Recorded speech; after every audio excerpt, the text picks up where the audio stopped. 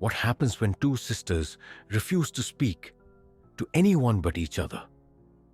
Not their parents, not their teachers, not even the police.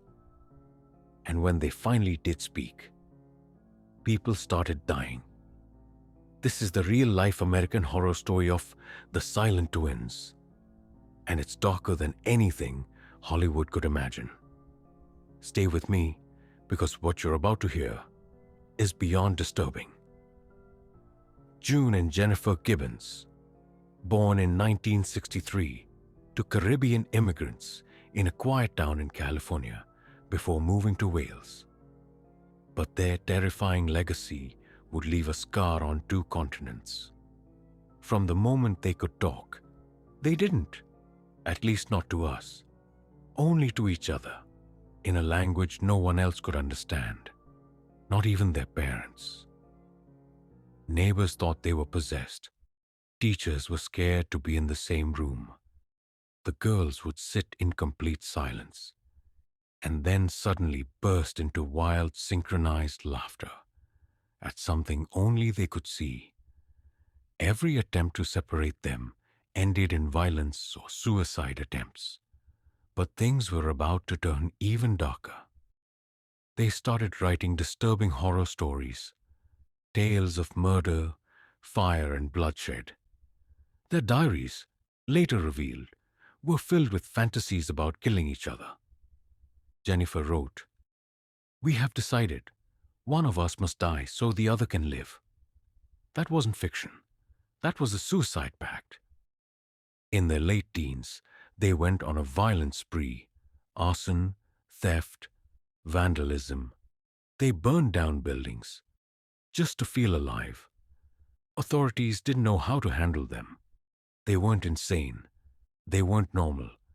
So they were locked in America's most brutal psychiatric hospital, Broadmoor. And what happened there still haunts the staff. The living nightmare.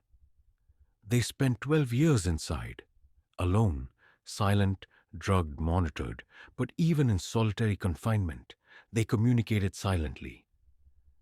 Nurses reported seeing them move at the exact same time, sleep in the exact same pose, and even blink in unison.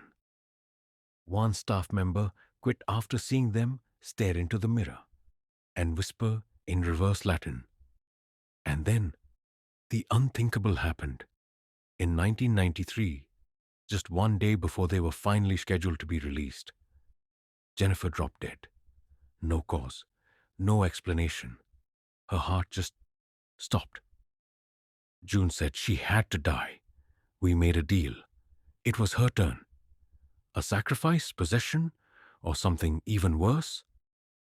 June is alive today, living quietly in the US, out of the public eye. But in a rare interview, she whispered something that shook the journalist to the core. We weren't human, not completely. And now, I'm alone. Do you believe in the supernatural? Or is this a terrifying case of psychological darkness gone unchecked? Would you dare live one night in the same room where they were kept? Let me know in the comments below if you think June was telling the truth. If you made it this far, you're braver than most. Subscribe for more real horrifying stories that they don't teach in schools. Next week, we uncover a hotel room that hasn't been opened in 25 years. Because what's inside never left.